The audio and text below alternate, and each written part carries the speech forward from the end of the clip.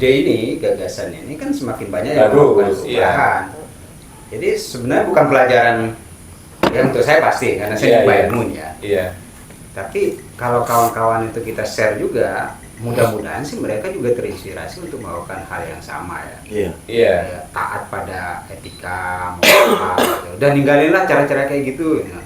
Kita bicara soal sejujurnya ya, aku tuh bayang ya, kalau misalnya kita cuma identifikasi beberapa sih teman-teman muda kita yang kita kenal lah ya, kenal berkarakter dan idealis lah gitu ya, memang punya rencana masuk ke dunia politik nih yang akan datang ini gitu ya. Yuk kita bantu bareng-bareng itu bukan berarti bahwa kita mendukung voting ya, bukan itu soalnya. Tapi tadi gagasan-gagasan kayak gini ya, ilmu kalian itu bisa juga ke mereka gitu kan, jika mereka punya pilihan gitu loh. Ini bukan, maksudku untuk kota metro lah ya, siapa aja yang misalnya memang berniat untuk masuk ke politik gitu kan. Karena ya gitu, kalau bayangin tadi ya, kalau aku mau masuk ke politik, Mpong, ya kabeh wong ki pasti ngomong ngono toh.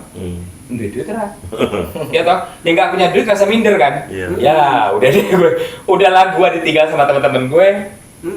Ya kalau aku dari awal main komunitas nih misalnya, ya kan? Kayak kalian kesini masih asik nih, karena masih independen lah COVID gitu misalnya, masih enak ngobrol segala macam. Begitu tahu aku masuk, udah dong ada yang menjauh kan? Wah udah nggak asik, kaku. Iya. Udah menjauh gitu-gitu kan kayak gitu. Nah. Udah tinggal sendirian, nggak dikasih opsi apa caranya dia untuk ini, ya mau nggak mau teman baik kita kan kejeblos juga akhirnya, gitu loh. Nah ini menurut aku dunia media sosial, influencer, content creator kayak gini itu bisa jadi tawaran yang menurut aku menarik gitu. Karena tadi Empong ngomong soal branding kan, karena tadi itu Empong betul kata orang neuroscience, ilmu neuroscience itu. Dan ini science ya, bukan psikologi, ini science, artinya science, memang otak, struktur otak manusia gitu. Manusia itu punya keputusan sebetulnya nggak rasional, nggak kalkulasi tuh. Aku milih siapa atau aku beli baju apa gitu, kan selama ini orang percaya gitu ya, wah ngitung harga ini, enggak. Begitu secara emosional kamu disentuh, gitu ya, udah orang pasti akan pilih kamu. Itu kenapa dalam marketing untuk produk misalnya, orang nggak beli lagi sebetulnya barangnya, tapi siapa yang ngejual dan kenapa dia bikin tuh barang. Nah kalau itu ada apa namanya itu, yang kosmetik itu yang tanpa tes hewan tuh, shop, body shop misalnya gitu kan, storytellingnya lebih penting. Jadi bahwa dia berkomitmen nggak mau pakai uji coba pakai hewan misalnya gitu, menjaga lingkungan. Nah orang beli itu karena itunya gitu. Soalnya memang produknya mutunya terjaga lah ya, tapi lebih ke sananya. Caraku misalnya ketika Jan Ayu gitu, aku kuatin storytellingnya. Kenapa Jan Ayu eksis gitu?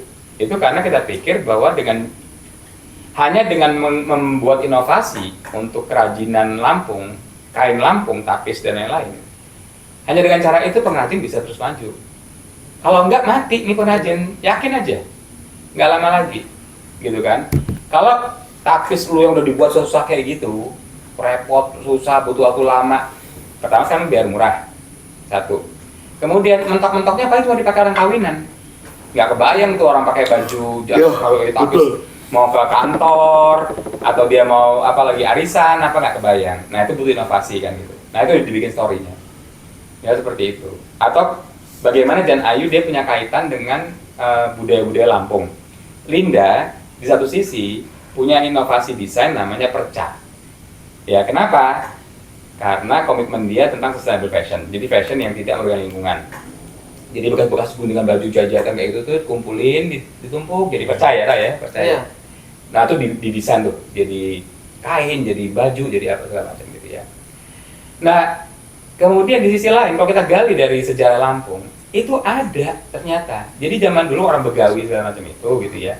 Itu ada tuh ibu-ibu tuh dia bikin perca untuk antar rantangan tuh. Tantangan taplak meja, spray segala macam. Namanya boga 1000. Nah itu kita match sebagai storytelling itu. Jadi Jan Ayu bikin perca, nah jadi storytellingnya jadi penting kan. Jadi orang bikin sesuatu karena emosional, bukan karena kalkulasi rasional. Gitu. Nah karena itu jadi apa ilmunya teman-teman ini itu jadi penting banget gitu. Untuk membantu teman-teman baik kita yang misalnya mau masuk ke dunia politik. Karena dia memang berkomitmen untuk nolak politik uang kan. Nah kayak contoh nih ya Mbak Linda, kayak di beberapa konten hari ini, saya ambil contoh aja di TikTok. Saya ini nggak aktif di TikTok. Kalau Mas Daniel aktif dah, FYP terus dia. Saya belum memulai. TikTok juga dong. Masih sekolah Indonesia atau Daniel? Wah, FYP dia, FYP terus. Oh, oke. Tapi ini segmentasinya saya ngomong tentang personal branding dan produk. Mereka itu mengkawinkan dua produk. Jadi satu punya brand yang sangat kuat yaitu Janayu. Terus mereka juga ngebangun personal branding atas nama Mbak Linda. Iya kan, benar kan begitu? Seperti contohnya Raffi Ahmad. Raffi Ahmad itu personal brandingnya Raffi Ahmad, Sultan sebutannya itu kan. Itu kan kuat banget itu sama si Gigi. Gigi. Itu dikuatin memang Mas. Ketika pondasi itu sangat kuat, Rans Entertain itu luar biasa pergerakannya. Kebetulan saya punya teman namanya Tommy, sempat bekerja di sana Mas. Jadi dia tuh cerita, dia orang Pontianak tapi pernah ke Lampung ngobrol sama saya. Kenal waktu itu di Dirjen Pajak, jadi ngobrol banyak. Jadi apa aktivitasnya si Raffi Ahmad ini? Jadi Mbak Linda, setelah dia syuting pulang nyampe Andara itu buka pintu, itu tuh kantor dia itu yang saat ini itu gedenya 28 futsal. Jadi 28 futsal itu manajemennya beda-beda, foto produknya juga beda-beda. Keliling Raffi itu mandi dulu, nanti make up, pakai baju, foto mau buat iklan, selesai satu, pindah yang kedua, ketiga, keempat, yang terakhir buat konten YouTube. Gitu. Tapi dia kuat di personal branding, di manusianya dia kuat. Brandnya entertain itu, si Rans Entertain itu. Makanya dia ketika personal brandingnya udah kuat, dia ngajakin teman-temannya untuk ngajak tiba-tiba tenis ya Mas ya. Tiba-tiba tenis, itu juga luar biasa. Padahal yang tenis juga bukan profesional, Bang. Iya kan? Tapi yang nonton rame banget, bahkan tiketnya terjual habis tuh. VIP itu 2,5 juta kalau nggak salah. Nonton si lucu-lucu itu gitu kan. Artis-artis main tenis itu kan gawe-gaweannya si Raffi. Kenapa? Karena kekuatan personal brandingnya dia. Teman-temannya pada pansos semua ke situ. Artinya dua produk ini nggak bisa dipisahkan, Mbak Linda. Personal brandingnya kuat, terus dia punya produk juga yang secara manajemen dia kuat. Nah, saya ambil contoh lagi, banyak juga artis yang ikut-ikutan kayak gitu, yang ngebangun personal branding, tapi sayangnya nggak relevan. Iya kan, artinya dia nggak sesuai dengan orangnya nih. Kayak contohnya Tantri ini kan lagi ikut-ikutan buat sama suaminya buat konten-konten lucu. Dia nggak relevan, nggak relate. Sementara nih Tantri ini terkenal dengan keluarganya yang tertutup. Gitu. Tiba-tiba dia buat konten di rumah tangga, tempo-tempoan galon, itu saya ngeliat follower kurang cocok.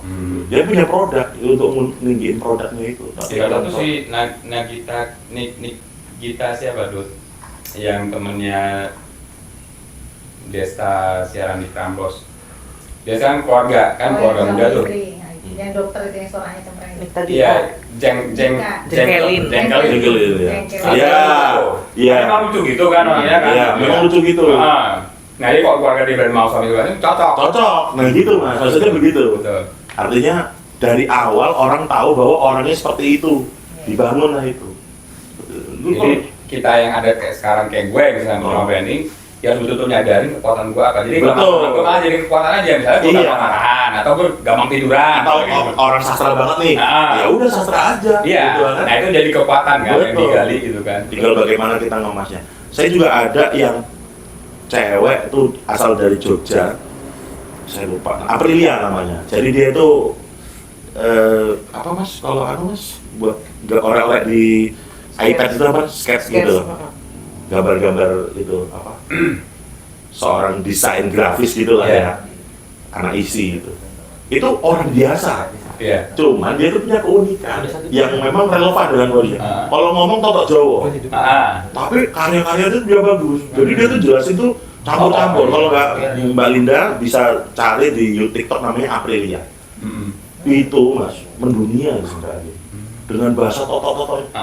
Itu yang relevan dengan kondisi. Iya. Artinya unik. Gitu dia punya keunikan. Dia juga nggak merubah diri dia. Nggak harus jadi sok Inggris. Kemudian dia juga punya karya.